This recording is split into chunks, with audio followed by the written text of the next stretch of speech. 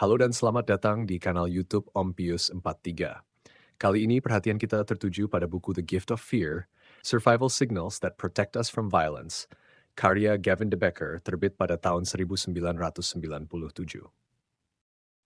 Dia mungkin telah mengawasinya untuk beberapa waktu.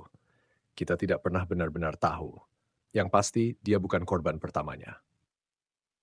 Dengan kalimat pembuka yang dingin dan mengancam inilah The Gift of Fear, karya Gavin de Becker dimulai. Sejak awal, buku ini menempatkan pembaca pada kenyataan bahwa kekerasan jarang muncul secara tiba-tiba. Melalui kisah nyata individu yang menjadi korban, atau nyaris menjadi korban, kekerasan, De Becker mengajak kita memahami ketakutan bukan sebagai kelemahan, melainkan sebagai mekanisme perlindungan yang esensial.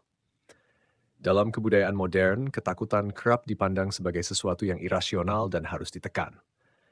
Namun De Becker justru berargumen sebaliknya. Ketakutan adalah sinyal biologis yang dirancang untuk menjaga kita dari bahaya. Keberadaannya memungkinkan kita mengenali ancaman sebelum kekerasan terjadi, sehingga kekerasan tidak datang sebagai kejutan yang melumpuhkan. Pandangan ini tidak lahir dari spekulasi semata. Sebelum berusia 13 tahun, De Becker telah menyaksikan kekerasan domestik secara berulang di rumahnya. Pengalaman yang, ironisnya, juga disaksikan oleh banyak orang dewasa di sekitarnya tanpa intervensi berarti. Dari sana, ia menarik satu kesimpulan mendasar. Untuk bertahan hidup, manusia harus mampu membaca tanda-tanda awal dari situasi berbahaya. Karier De Becker kemudian berfokus pada perumusan pola-pola kekerasan agar orang lain pun dapat mengenali sinyal-sinyal tersebut. Ia dikenal sebagai pakar penilaian risiko kekerasan, pernah melindungi tokoh publik, klien korporasi, dan menjadi juru bicara dalam isu kekerasan dalam rumah tangga. Buku ini dengan demikian bukan sekadar kumpulan kisah kriminal, melainkan eksplorasi mendalam tentang intuisi, ketakutan, dan cara kerja pikiran dalam menghadapi ancaman. Keamanan intuitif.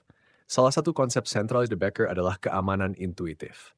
Dalam dunia modern, kita cenderung mengalihkan tanggung jawab perlindungan diri kepada institusi formal atau teknologi.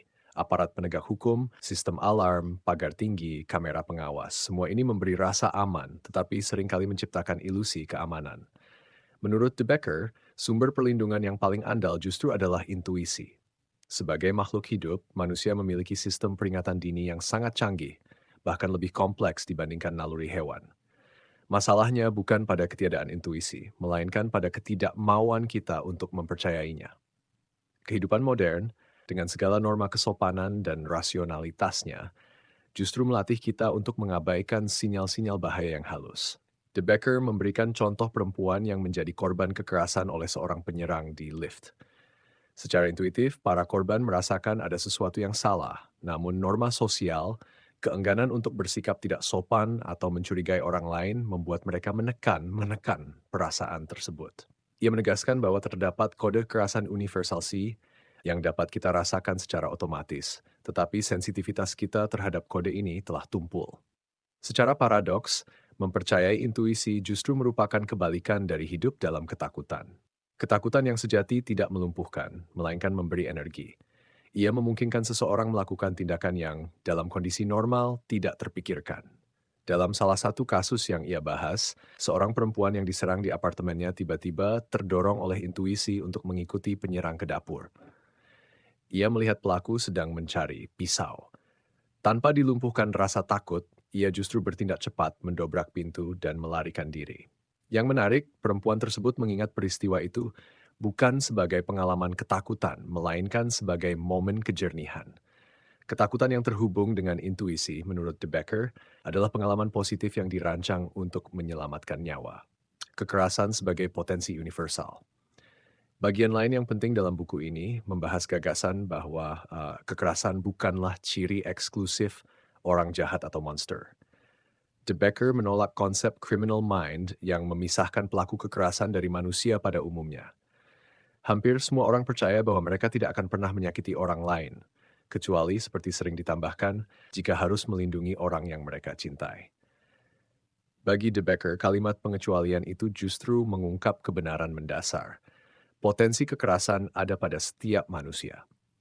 Jika seseorang mampu melakukan tindakan tertentu dalam kondisi tertentu, maka orang lain pun memiliki potensi yang sama.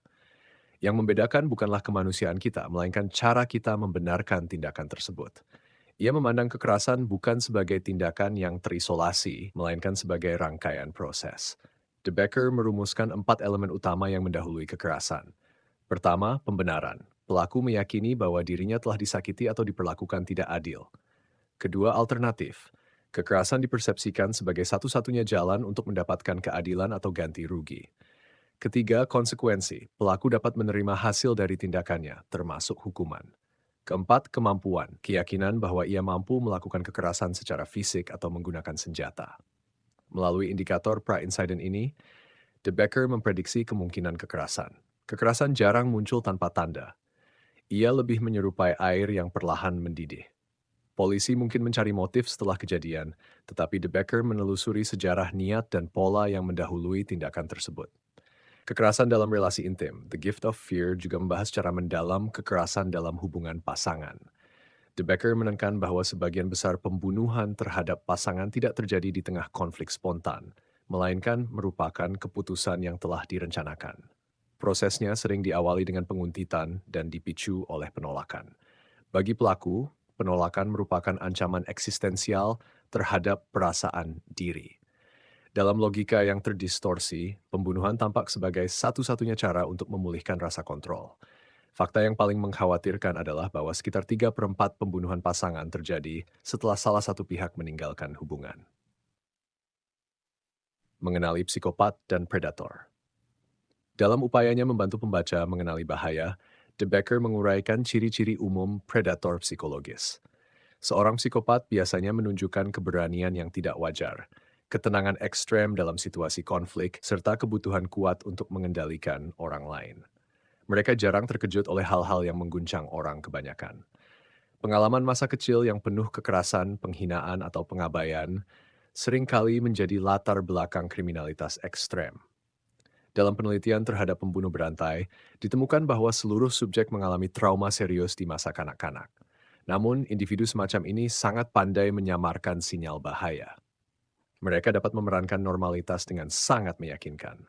Sinyal peringatan mencakup sikap yang terlalu baik, kecenderungan berbicara berlebihan, pemberian detail yang tidak perlu, serta upaya menciptakan kedekatan secara sepihak. Mereka sering menggunakan bahasa kolektif, kata kita, untuk menciptakan ilusi kebersamaan atau menawarkan bantuan demi menciptakan utang budi.